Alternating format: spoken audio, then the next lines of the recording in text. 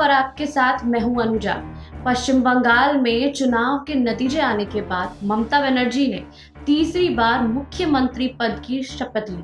शपथ ग्रहण समारोह में उन्होंने अपना भाषण भी दिया, जिसके बाद उन्होंने ये बात कही। आपको बता दें कि नतीजों के बाद से बंगाल में हिंसा जो है वो काफी बढ़ गया था। शपथ ग्रहण समारोह में ममता बनर्जी ने कहा कि अब जो है वो हिंसा नहीं होगी। उन्होंने अपील की कि हिंसा को कम किया जाए। लेकिन आपको बता दें कि जब शपथ ग्रहण समारोह खत्म हो गया, उसके बाद ममता बनर्जी लगातार प्रधानमंत्री नरेंद्र मोदी को पत्र लिख रही थी और अपने राज्य का जो है वो जायजा दे रही थी कि इस कोरोना काल में उनको किन किन चीज़ों की ज़रूरत है। उन्होंने लगातार 3 बार जो है वो पत्र लिखा। आपको बता दें कि पहले पत्र जब लिखा तो उसमें उन्होंने ऑक्सीजन सिलेंडर और इन सब चीज़ों की स्वास्थ्य व्यवस्था की मांग की। लेकिन हाल ही के दिनों में उन्होंने एक और तीसरा पत्र लिखा है, जिसमें उन्होंने मांग की है कि जो स्वास्थ्य सेवाओं पर जीएसटी जो लगा हुआ है उसको हटा दिया जाए। वहीं केंद्रीय वित्त मंत्री निर्मला सीतारमण ने ममता बनर्जी को जवाब दिया है और ये कहा है कि अगर जीएसटी हटा दिया जाए तो और सभी चीज़ों पर जो है वो काफ़ी ज़्यादा दाम बढ़ जाएगा, जिस वजह से ऐसे भी महंगाई बढ़ जाएगी। आपको हम बता दें कि ममता बनर्जी जो है वो बंगाल में मुख्यमंत्री शपथ लेने के बाद जो है वो कई बार मोदी पर हमलावर नजर आई हैं, कई बार उन पे तंज कसते आई हैं। लेकिन इन सब के बावजूद जो है कोरोना काल में कैसे कोरोना को ख़त्म किया जाए, इससे लड़ा जाए, इसके लिए ममता बनर्जी ने एक प्लान बनाया है, जिसके तहत वो पीएम नरेंद्र मोदी से बार बार अपील कर रही हैं कि उनको ये सारी चीज़ों की उनके राज्य में ज़रूरत है। देखिए इस रिपोर्ट में कि उन्होंने और क्या क्या मांगे की है। वित्त मंत्री निर्मला सीतारमण ने पश्चिम बंगाल की मुख्यमंत्री ममता बनर्जी की ओर से कोविड-19 महामारी से लड़ने में इस्तेमाल होने वाले उपकरण और दवाइयों पर सभी तरह के करों और सीमा शुल्क में छूट की मांग का जवाब दिया है। वित्त मंत्री निर्मला सीतारमण ने ट्वीट के जरिए मुख्यमंत्री के पत्र का जवाब देते हुए कहा है कि इस तरह के सामानों को पहले से ही सीमा शुल्क और स्वास्थ्य उपकरण से छूट दी जा चुकी है। इसके लिए ही देश में मुफ्त वितरण के लिए भारतीय रेड क्रॉस द्वारा आयोजित की जाने वाली कोविड राहत सामग्री को एकत्रित जीएसटी से भी छूट दी गई है। वहीं इसके अलावा किसी भी कंपनी, राज्य सरकार, राहत एजेंसी अथवा स्वतंत्र निकाय के द्वारा राज्य सरकार से प्राप्त प्रमाण पत्र के आधार पर देश में मुफ्त वितरण के लिए बिना लागत आयात की जाने वाली कोविड सामग्री पर भी आईजीएसटी से छूट दी जा चुकी है। वहीं निर्मला सीतारमण ने कहा कि इस प्रकार के सामान की देश में उपलब्धता बढ़ाने के लिए सरकार ने इस प्रकार की सामग्री में वाणिज्य तौर पर आयात किए जाने पर भी भूल सीमा शुल्क और स्वास्थ्य उपकरणों से पूरी तरह छूट दे दी है। वहीं सरकार ने रेमडेसिविर टीका और इसमें इस्तेमाल होने वाली सामग्री, नैदानिक किट, चिकित्सा श्रेणी की ऑक्सीजन थेरेपी से जुड़ी उपकरण जैसे कि ऑक्सीजन कंसंट्रेटर्स, क्रायोनोजिक परिवहन टैंक आदि और कोविड टीकों सहित कोविड-19 से जुड़ी राहत सामग्री के आयात को पहले ही सीमा शुल्क से छूट दे दी है।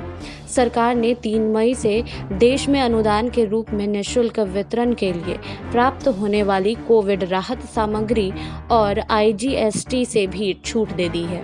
इस कदम से देश में पहुंचने वाली इस प्रकार की राहत सामग्री को सीमा शुल्क से ज़्यादा मंजूरी दिलाने में मदद मिली है। वहीं जीएसटी हटाने से महंगी हो जाएगी दवाएं। वहीं वित्त मंत्री ने कहा है कि कोविड-19 की दवाओं, टीका और ऑक्सीजन की घरेलू आपूर्ति और वाणिज्य आयात पर माल एवं सेवा कर हटाने से ऐसी दवाएं और सामान खरीदारों के लिए महंगे हो जाएंगे। इसका कारण बताते हुए उन्होंने कहा है कि जीएसटी हटाने पर इनके विनिर्माताओं उत्पादन में प्रयोग किए गए कच्चे मध्यवर्ती माल व सामग्री पर चुकाए गए कर के लिए इनपुट टैक्स क्रेडिट का दावा नहीं कर सकेंगे। वर्तमान में टीके की घरेलू आपूर्ति और वाणिज्यिक आयात करने पर 5% की दर से जीएसटी लगता है। वहीं कोविड दवाओं और ऑक्सीजन पर 12% की दर से जीएसटी लागू है।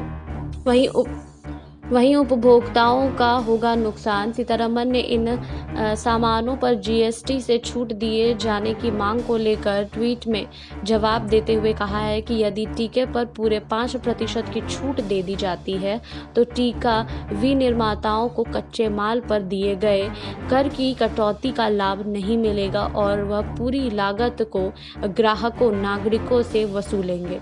5% की दर से जीएसटी लगाने से विनिर्माताओं को इनपुट टैक्स क्रेडिट का लाभ मिलता है और यदि आईटीसी अधिक होता है तो वह रिफंड का दावा कर सकते हैं। इसलिए टीका विनिर्माताओं को जीएसटी से छूट दिए जाने का उपभोक्ताओं को नुकसान होगा।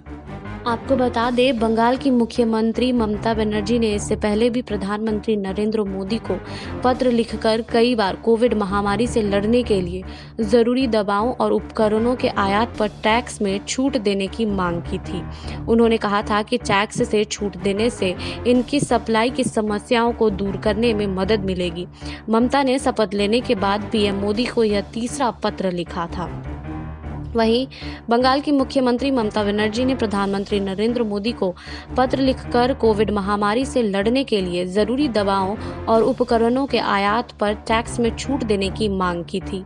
उन्होंने पीएम से बंगाल सहित पूरे भारत में हेल्थ इंफ्रास्ट्रक्चर को मजबूत करने और कोरोना संक्रमित मरीजों के इलाज के लिए दवाओं और ऑक्सीजन की सप्लाई में वृद्धि करने की भी मांग की थी। ममता बनर्जी ने कहा था कि संगठनों, व्यक्तियों और परोपकारी एजेंसी ने ऑक्सीजन कंसंट्रेटर और सिलेंडर से लेकर क्रायोजेनिक स्टोरेज टैंक और कोविड-19 दवाओं की सहायता की पेशकश की है। उन्होंने केंद्र से ऐसी वस्तुओं को जीएसटी और कस्टम ड्यूटी से फ्री करने का आग्रह किया ताकि प्राइवेट एड को प्रोत्साहित किया जा सके। वहीं सीएम ममता बनर्जी ने अपने पत्र में लिखा है कि कई डोनर और एजेंसियों ने ड्यूटी या एसजीएसटी या सीजीएसटी या आईजीएसटी से इन वस्तुओं की छूट कंसिडर करने के लिए राज्य सरकार से संपर्क किया है। जैसा कि रेट स्ट्रक्चर केंद्र के दायरे में आता है, मैं अनुरोध करूंगी कि इन आइटम्स को जीएसटी सीमा शुल्क सहित दूसरे करों से छूट दी जाए ताकि सप्लाई की बाधाओं को दूर करने में मदद मिल सके।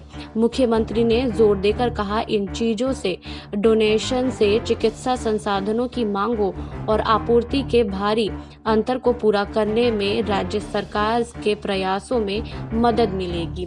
आपको बता दें, इसी पत्र का जो है वो केंद्रीय वित्त मंत्री निर्मला सीतारमण ने जवाब दिया है। आपको बता दें, निर्मला सीतारमण ने ये जो जवाब है ममता बनर्जी को वो ट्विटर के माध्यम से दिया है। आपको हमारी ये रिपोर्ट कैसी लगी हमें कमेंट बॉक्स में लिखिए। बाकी और खबरों के लिए जुड़े रहिए SPN 9 न्यूज के साथ।